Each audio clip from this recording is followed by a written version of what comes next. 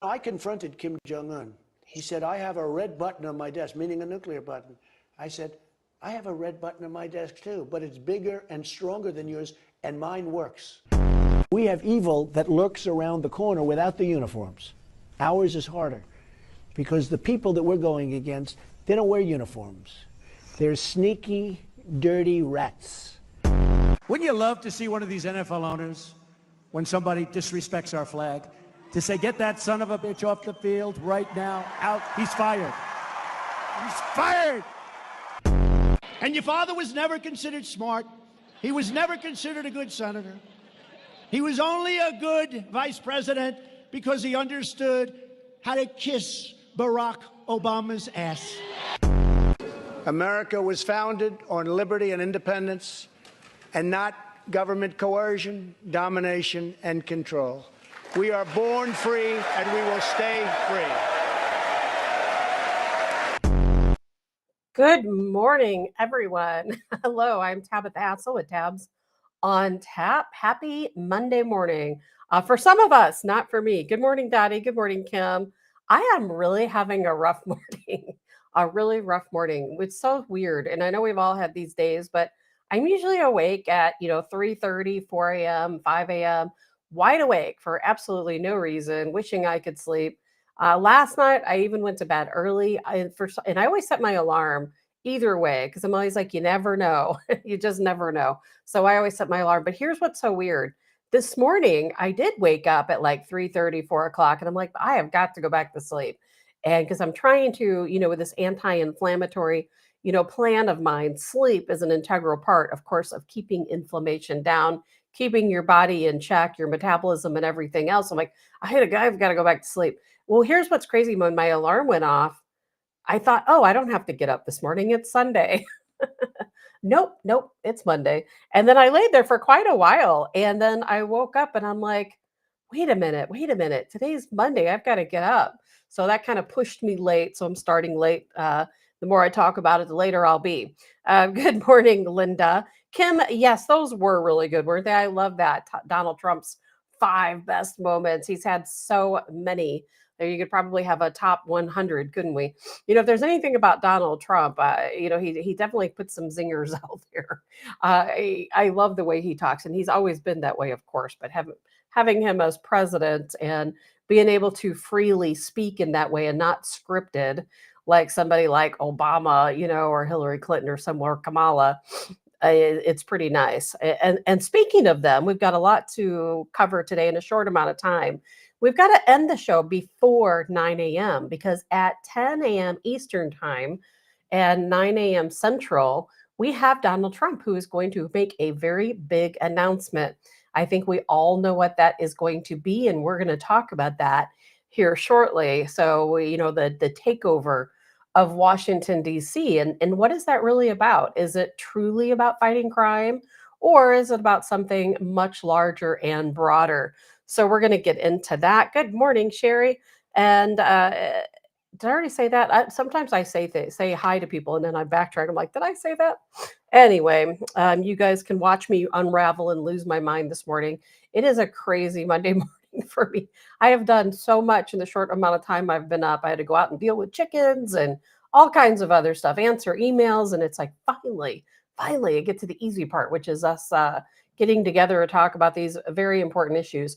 Something else to talk about is what's going on in Israel. We're going to jump into that with the potential takeover of the Gaza area, because there's a lot of folks stepping up who say that is not going to happen. We're not going to allow that to happen. Netanyahu, you need to back down. So we're going to get into that. So many things to talk about today. One thing I came across this weekend, and you probably did too, is Hillary Clinton. Why doesn't Hillary Clinton just go away? I don't understand it. Why doesn't she just go away? All of a sudden, she has this new fundraising effort with links to, of course, Act Blue. Doesn't she take a hint already that her husband, Bill Clinton, our former president, is in the Epstein files as having traveled to Epstein Island 38 times? 38 times. Now, how crazy is that? 38 times. And that's truth. JD Vance just talked about it the other day. 38 times. And how many of those times was Hillary Clinton with him? I've not heard that number disclosed yet, but I've heard she's been there. So at least a number of times. I think we all know that Hillary was probably running the show back then. The United States not being ready for a female president. So they somehow selected, not elected, Bill Clinton, and Hillary actually ran the show, as she did probably when he was governor in, of course, Arkansas as well. Remember back then when she would give those little speeches and she'd have that little Southern accent, which was pretty funny considering never before did she have a Southern accent. It's just despicable. And now, of course, she's trying to raise money because they're all scared. They are all absolutely terrified. And the only thing they can think to do is to raise money and get ready. If they can somehow impeach Donald Trump, maybe they can find a way to get back in, prepare for 2028. Maybe they can find a way to weasel back in, but that's probably not going to happen. And we've always said if Donald Trump is reelected, if somehow he gets back into the White House, he's going to do his best to make sure they never have a seat at the table again. And of course, we're talking about going back and recounting the census, because some say that if the census was accurate, that Republicans would potentially have, 9 or 10 more seats and Democrats would have a whole lot less, a whole lot less. So we'll see if they ever go back and recount that census and what that will do, for us. But I can guarantee they're not going to let the likes of the Hillary or Kamala or Obama ever back in the White House again. Now, how much can we keep them off?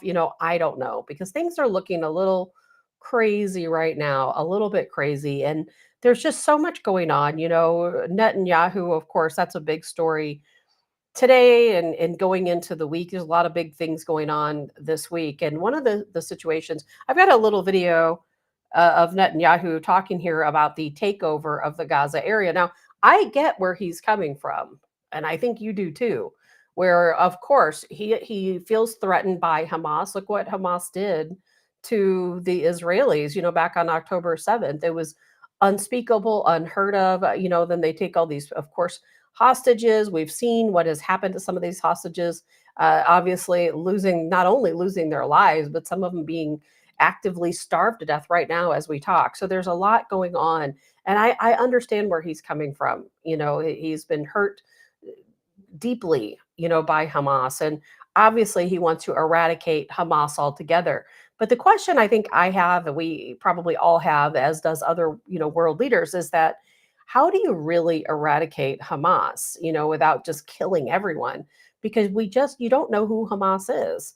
Is it, the baker down in the town square? Is it the father taking his kids to school? Is it the school teacher? Hamas has infiltrated, just like any other group, it's infiltrated. And, some people say everybody, in the Gaza area, they're all Hamas, they're all supporting Hamas. And, of course, not long ago, if you guys saw, there was a big protest in the Gaza region where they were protesting, the people were protesting against Hamas. They want Hamas to leave so that they can be at peace. And then, of course, the flip side of that is somebody says, oh, that's just a put on. Really, they're all Hamas. But either way, I understand, why Netanyahu would potentially want a takeover. Now, as far as I'm concerned, they took over a long time ago. They've always controlled the electricity, the water supply, the food supply, and the ins and outs of the people who live there, whether they can or cannot leave. So in my opinion, I feel like that Israel has always controlled the Gaza and the West Bank. Now, some may disagree with that, but those people have always been kind of kept in a barrel. And if any of them act out or they, go against something that Israel likes, or if they're shooting at IDF officers, obviously, well, they cut their water supply off or they cut their electricity off. So they've kind of been under that thumb for a very long time now. But an actual takeover is something different. I'm going to play this video here and you can get an idea for yourself. Gaza City and the central camps in the Mawasi. That's roughly, it's schematically presented here, but it's fairly accurate. Last Thursday, Israel's Security Cabinet, instructed the IDF to dismantle the 2 remaining Hamas strongholds in Gaza City and the central camps. Contrary to false claims, this is the best way to end the war and the best way to end it speedily. We will do so by first enabling the civilian population to safely leave the combat areas to designate it safe. Oh, well, I'm not sure what happened there. That was a longer video, but there's something weird going on with the show anyway. I know last week, or maybe it was the week before, Facebook in particular, if you're watching on X, if you're watching on YouTube, well, I don't know about YouTube. I might have already been kicked off YouTube. But if you're watching on X, you can see a lot more. However, Facebook is a whole other story. They've been going against the show quite a bit. Every day they're sending me reprimands and cutting things off. So who knows what all's going on. Good morning, Karen. Larry says, let's face it, it's their land. The Oslo Accords did not work out so well, did it? Jay says, as long as Hamas exists, they are a threat. No question about it. Absolutely 100% true. And so now here's where we stand with it now.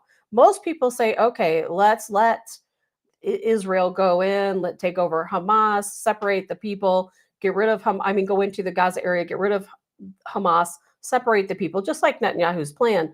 But now we're having some, big heavyweights stepping up and saying, we don't support this. China, Russia, both speaking out, saying, nope, we do not support this action, with Israel. We have Germany, who has now said we will no longer supply weapons to Israel if they continue this plan as a Gaza takeover. And I think the fear is that there will be a lot of civilians that are killed within this plan. And Frank says, I'm watching on YouTube. Oh, good, Frank. I'm still on YouTube. I wasn't sure. Good morning to you. I'm actually shocked I'm still on YouTube. I had 2 strikes a long time ago. So I know I'm going to get that third one anytime. And those videos I play at the beginning of the show, Facebook hates those. And so every time I play one of those videos, they send me a reprimand and tell me they're going to restrict how many people can listen. But, whatever. I'm going to play what I want to play. And if they chase us off of YouTube and Facebook, we'll still be on X. I'm working on moving over to Rumble, working on moving to Spotify and some other places. We'll talk about that more when I get that all worked out.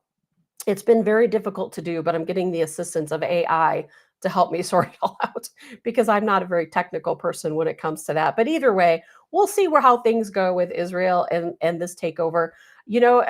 Slovenia, I think it was the country of Slovenia, stepped up this weekend and said that they recognize the country of Palestine. There's a couple of other countries, as you know, I've read them off as they join forces, coming out and saying that, they recognize the country of Palestine. There's been several countries that have. And I think that largely much of the world is very much against Israel taking over because, again, they fear civilian casualties. In the United States, we're doing our part. We're stepping up efforts to get aid into those people who many, appear to be starving. So we're working on that. And in the meantime, one of the other situations I think that has really popped up in which, Linda, switch to X. Thank you, Linda. Because as you see, Facebook is not caring too much about the show today. Jay says, I don't think Israel cares when it concerns their safety. No, of course they don't. Because as far as Israel is concerned, all of the people are part of Hamas or support Hamas. So they're all part of the group of terrorists. So I'm sure they're not too concerned with their safety. And I think one of the bigger issues that took place this weekend, maybe you heard about it, maybe you didn't, is Al Jazeera. There was another, and the very last reporter, Al Jazeera, that reported a reporter that remained in the Gaza area was killed in an Israeli strike. And I'm going to play this short video here, and we'll talk about this for just a second because we've got to move on to some other things. Have had a big team in there. As I understand it now, their entire team in Gaza City has been killed, but they had a big team there. So all of the Al Jazeera reporters, the entire team, they had a very large team. If you guys remember at the beginning of this, I don't know if there was 20, something along those lines, Al Jazeera reporters that were in the Gaza area. And I remember, a couple of them being killed, a couple being killed. Now they've all been killed. Every last one of them, every single Al Jazeera reporter in the Gaza region has now been killed. And I think that's a, kind of a wake-up call to a lot of people that this is, truly not only a dangerous, situation for aid workers, obviously journalists. It's a very tough situation for the people there too. And while Hamas obviously certainly deserves the punishment they receive, we have to remember there are still innocent people within the Gaza area. Some may not think so, and some may. And let's see here, Sherry. Oh, Linda. Making a comment to Linda. Oh, yeah. Thank you, Sherry, for jumping over to X. Jay, I don't think. Oh, you already read that. Sorry. I'm a little behind in the times today. Something else I wanted to jump in. I'm trying to rush through everything so that we can end before 9 o'clock so that we can all hear Donald Trump's speech, coming from Washington, D.C. And, I don't know if you guys heard this, but there was a big hack over the weekend. And what was hacked was the federal uh, federal reporting system. And so what that means is that within this hack, and they said it was actually hacked several times. It was a pretty big hack at that. Probably somebody who definitely knew what they were doing and what they were looking for. So what they would have obtained in this hack could be any type of indictment they against, let's say, Obama, some of the Epstein file information, anything there against, let's say, any of the former FBI directors that we're looking to potentially indict. All of that information would be there, all of the witness names, all of the witness testimony. And so it's a little bit kind of scary to think that someone hacked in and now has this information. And then we have to take it a step further and we have to ask, who is behind the hacking? We don't yet know. Who is behind the hacking? Are they hacking it intentionally? Is it somebody who's hacking into the system to maybe get some of the Epstein information to release it publicly? Or is it somebody hacking into the system to see who the witnesses are against the likes of Obama? And that's a really big, very big, important, leak that has taken place. And we just don't know. And I think we all can probably guess and play it out in our heads that if indeed this person or this group hacked into this system and they have that witness testimony, could they potentially go after the witnesses? Are we going to start seeing witnesses added to the Hillary list? Are we going to see these witnesses being intimidated? We just don't know. And then not only that, but think about it even a little bit further, that now that the witnesses will know that these files have been hacked and that their information has very likely come into the hands of this group of hackers, how are they going to feel? I mean, I would think that's a witness intimidation without even lifting a finger. And Larry says, if the Palestinians are so peaceful, loving, and want to live in peace, why don't they point out where the Hamas force are hiding? Yeah, Larry, I don't know. Maybe some do and maybe they don't. And maybe the Hamas is so embedded, within the Palestinian people that it really does encompass a good portion, of that area. I don't have the answer for that. But what I do have the answer for is that Donald Trump is taking over Washington, D.C. That's going to happen. And that is very likely what his announcement is going to be about today. I don't know if he's going to mention the hacking of the federal systems or not. It is a really big deal. We're going to learn more about the situation as the week continues. We find out exactly what was, of course, obtained in that hacking. Good morning, Robert. But in the meantime, Donald Trump to make that announcement this morning, 10 a.m. Central Time, or I don't know what is wrong with my brain these days, 10 a.m. Eastern Time, 9 a.m. Central Time, Donald Trump is going to make an announcement. Now, he's been talking about it all weekend. He's very excited about it. And most of us feel that it's going to be, he will announce that he's going to bring 1,000 National Guard troops into Washington, D.C. to fight crime. And then there's a lot of other people who, of course, want to think outside of the box and say, well, that's actually because these indictments are coming, because we're very, very close to an indictment against Obama himself, and of course, some of the other folks involved in the Russia hoax. So it's tough to say. I personally feel that he's bringing the 1,000 National Guard in to combat crime. I do not think it's about Obama. I don't think it's about indictments, but I very well could be wrong. Good morning, Scott. And Jay says Hamas rules by fear. No question about it, because if you speak out against Hamas, a lot like how you would speak out against Al Qaeda or ISIS or any of the other, guess what's going to happen to you and your family? So over the weekend, there was a big shootout in Washington, D.C. I'm going to play a little bit. You're right, Jay. You know exactly where I'm heading. Yes, Donald Trump has already flooded Washington, D.C. with federal agents. There was a shooting that took place over the weekend. We see this happening so often in our country where there's a group of youth that come together and, 50, 100 kids, young adults in a park or in some kind of setting. And then, of course, what happens? Shots ring out, people get killed, people are injured. And that's exactly what happened. And it happens a lot in Washington, D.C. Happened again this weekend. I'm going to show you a little bit about the response that took place. So he has already stepped up the response in Washington, D.C. You can already see the federal agents out in full force. I'm just going to play a minute of this here.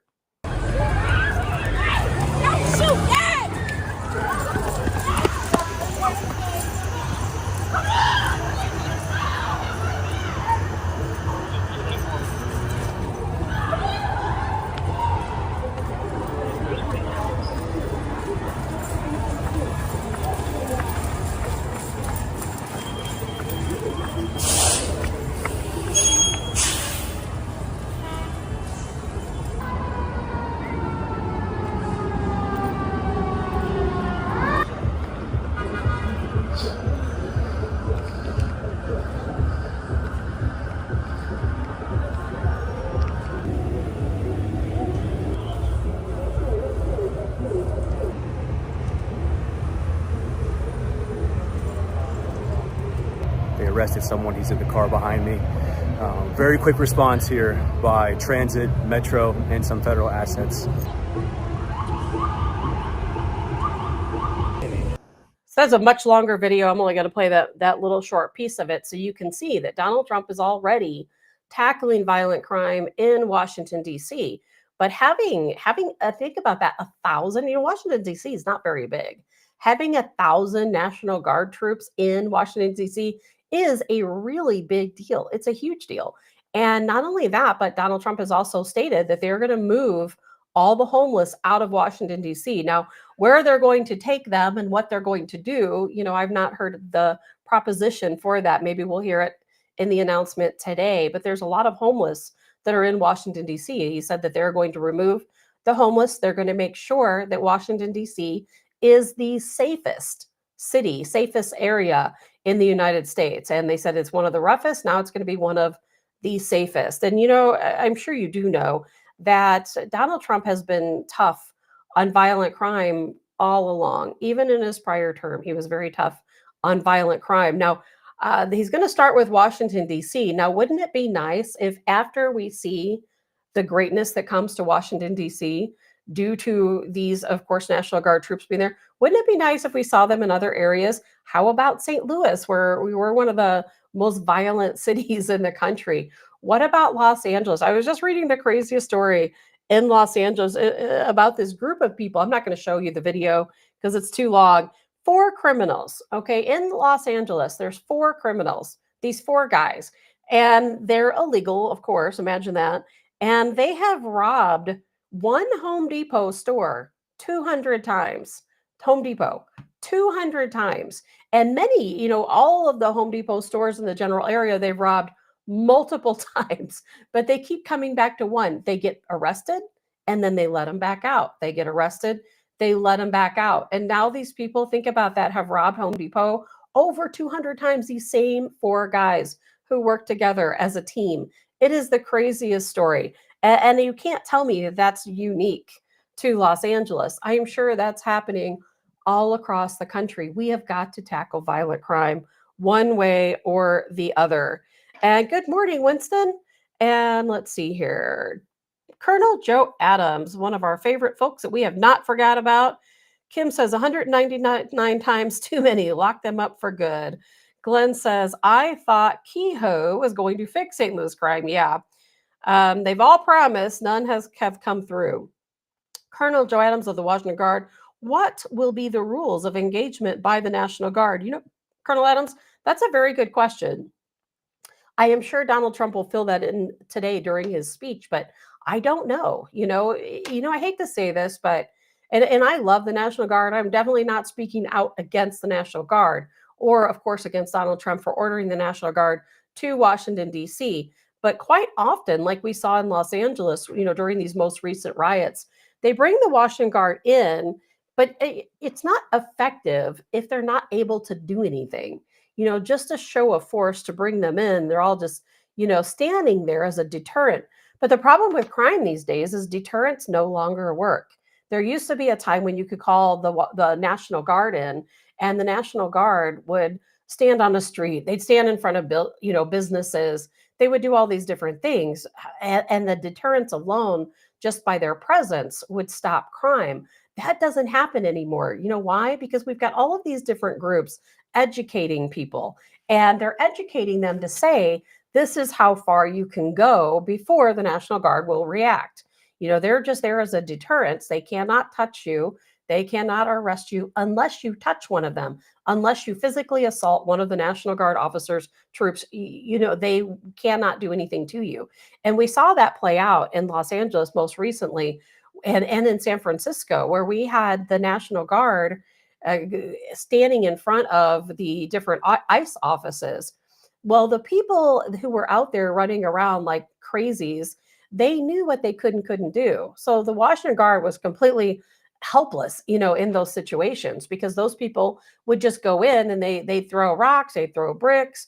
They were assaulting police officers, assaulting each other, and the National Guard just stood by because they were giving very strict directives. Don't do anything. Unless they physically harm you, do not do anything. Stand down. So we'll see in Washington, D.C., if they have different types of rules of engagement, if they are allowed to actually do something.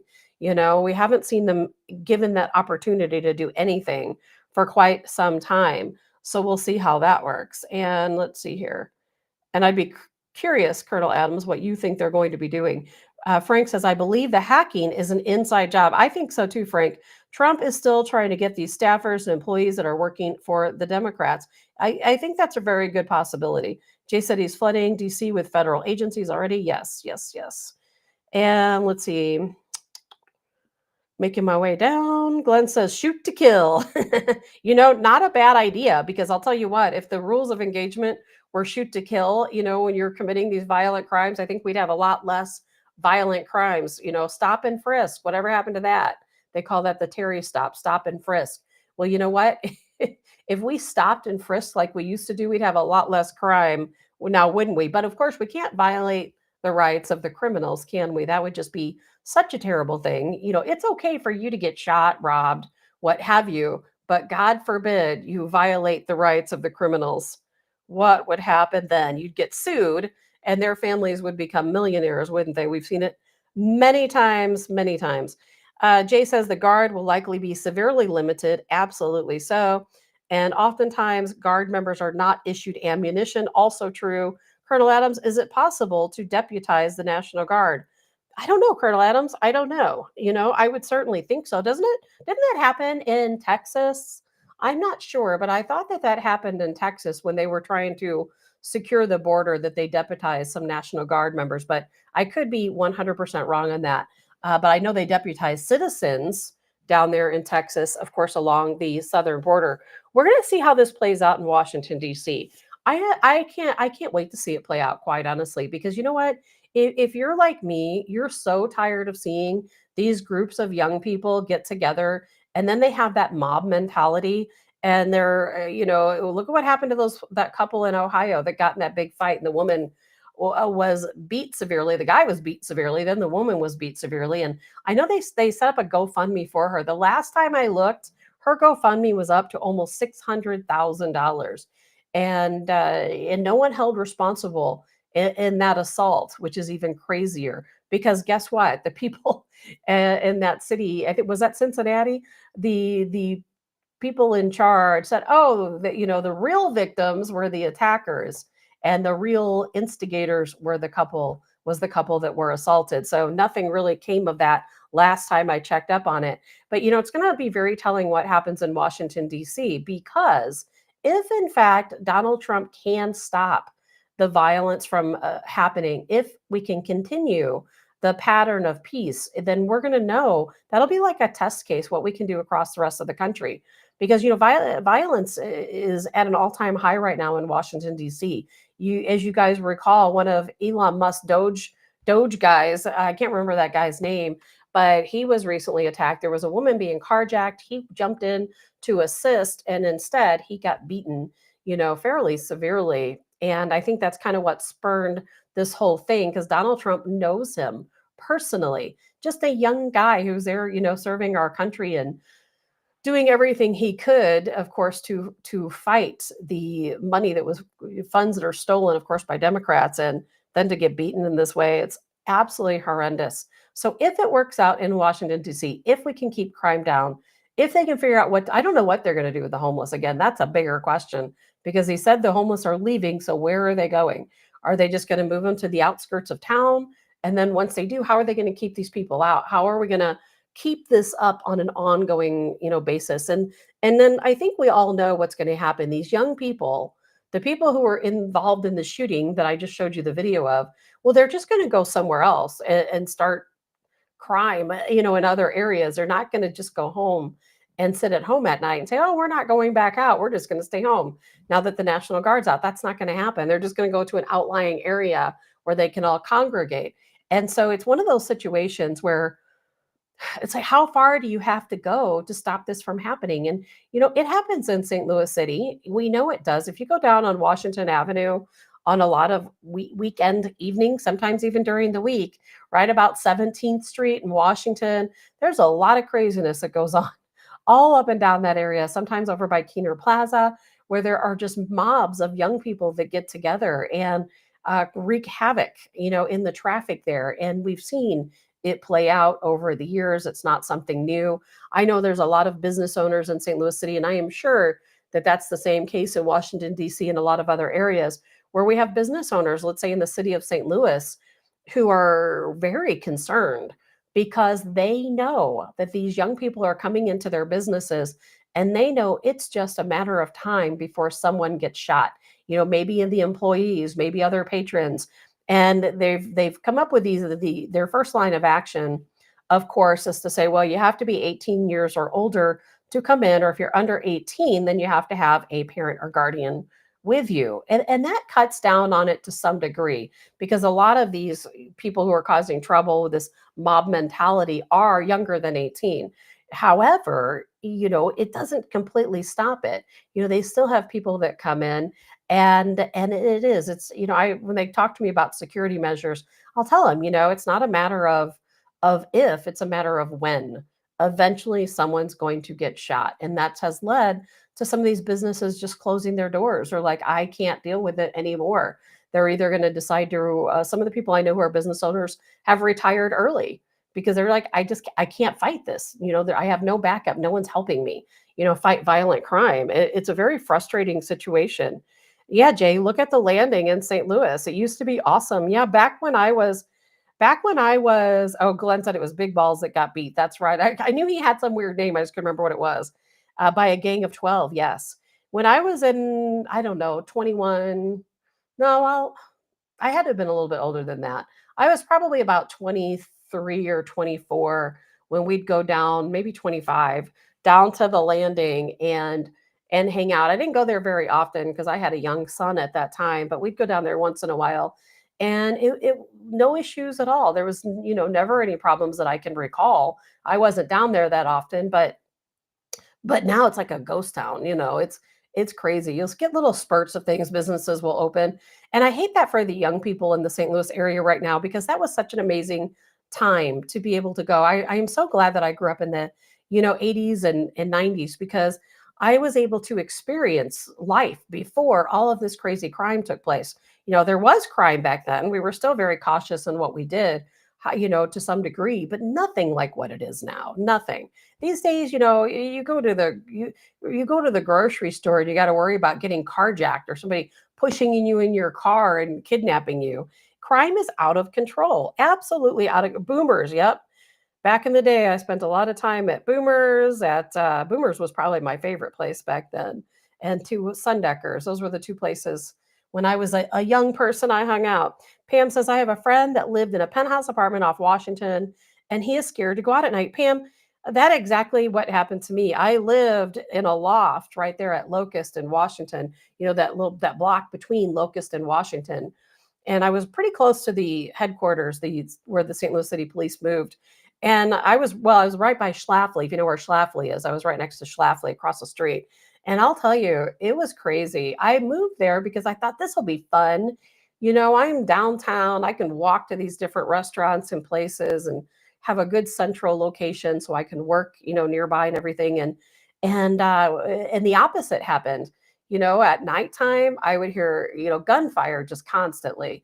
And Schlafly, that was across the street, my windows, I had these giant 16 feet windows that overlooked Schlafly. And there were at least 2 or 3 times when I lived there where somebody went over and shot up the Schlafly building. There's a couple times when a person would go into Schlafly and rob every single person, that was in there. And it's out of control. I'd wake up in the morning, excuse me, and there would be a burned out stolen car or a stolen car with their windows broken out in front of the building. I'd hear shots being fired all the time down by the corner of Washington Street and Jefferson. I can't tell you how many times I heard, what sounded like automatic gunfire down there. And I think kind of things started turning for me when I was downtown.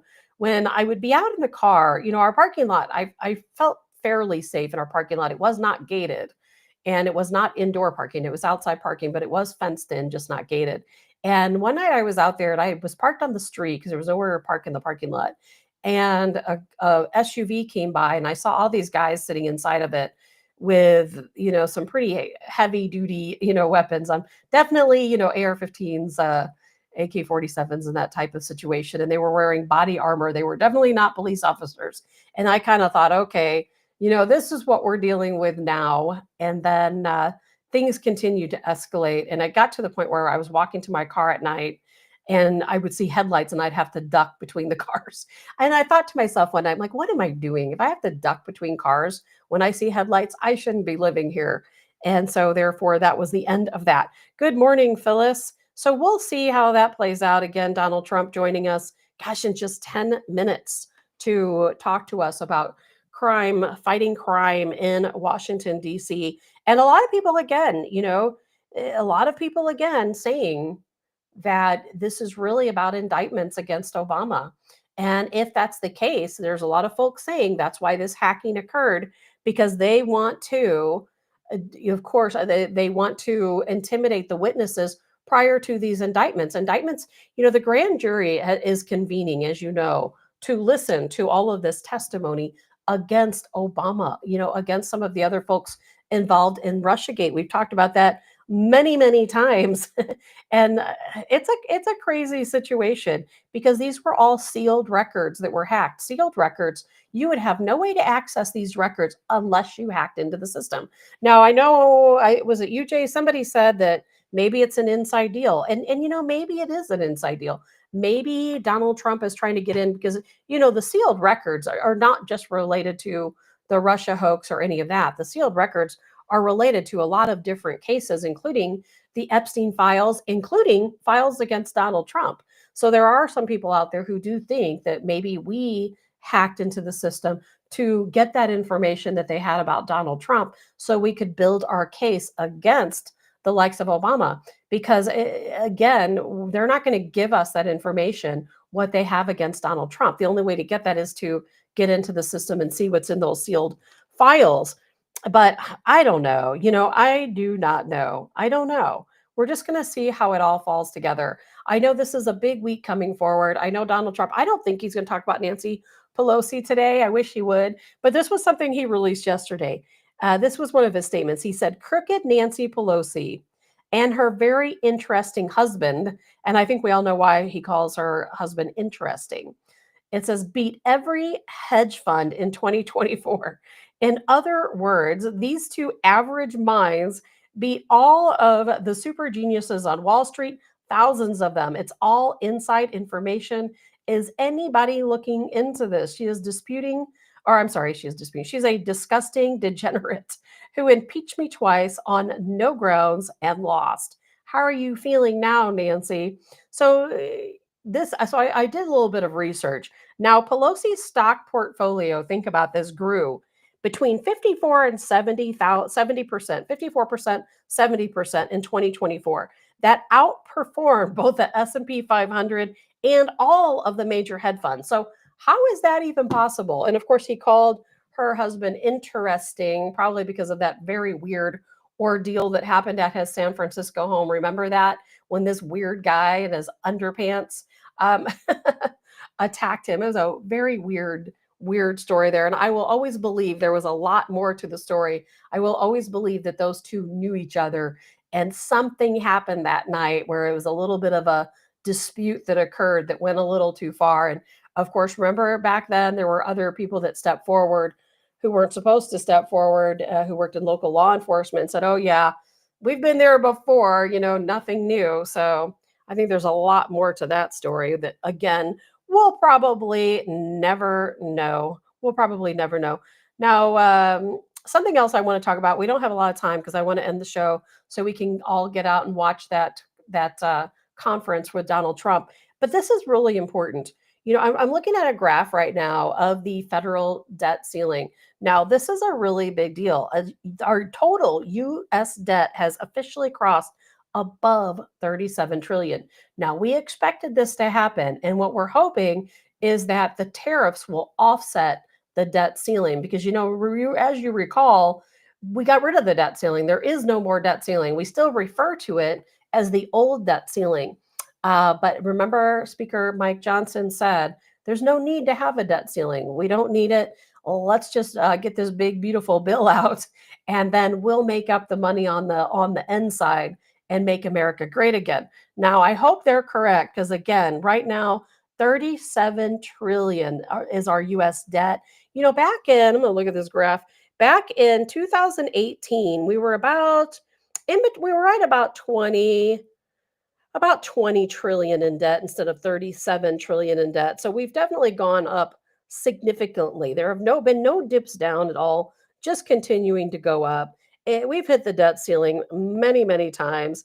It's a pretty serious situation. Now, I am not a financial expert, so I'm going to leave it up to the experts to explain to you this a little bit better.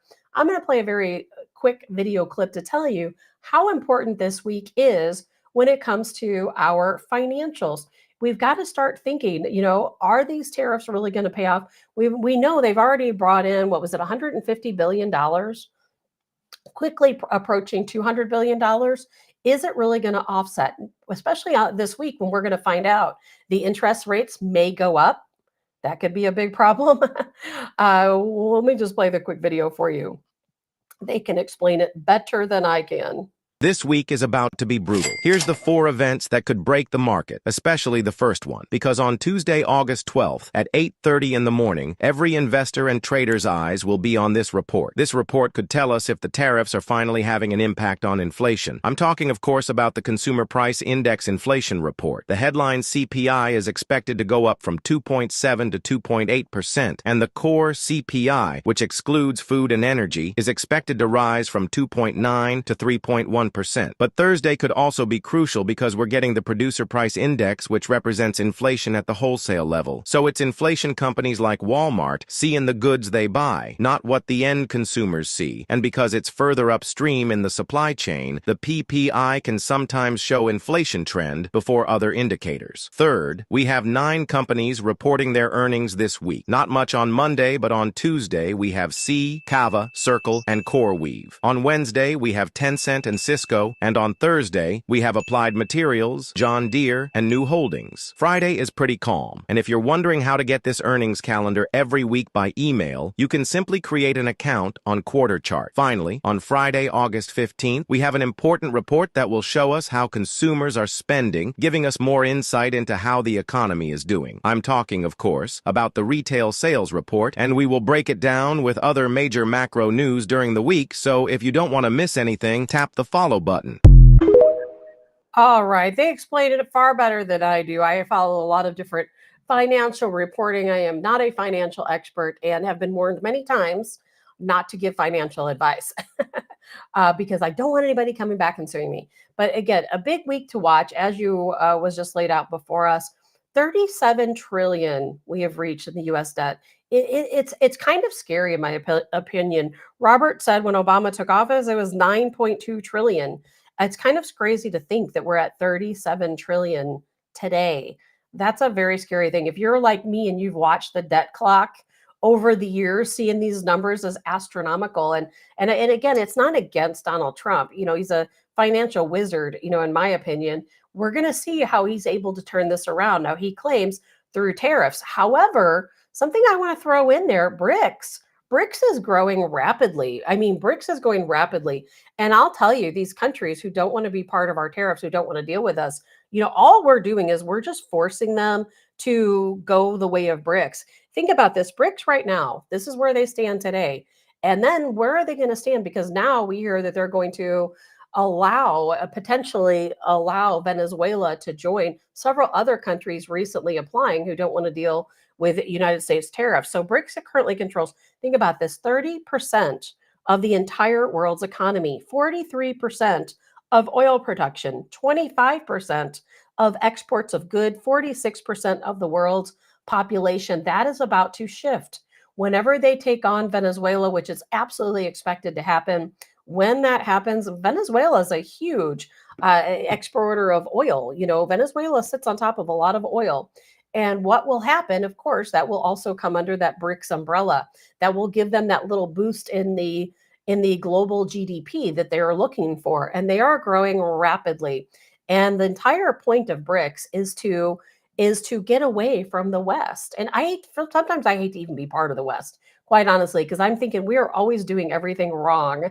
And I really side with I don't want to say that I side with them, because I don't want to side against us.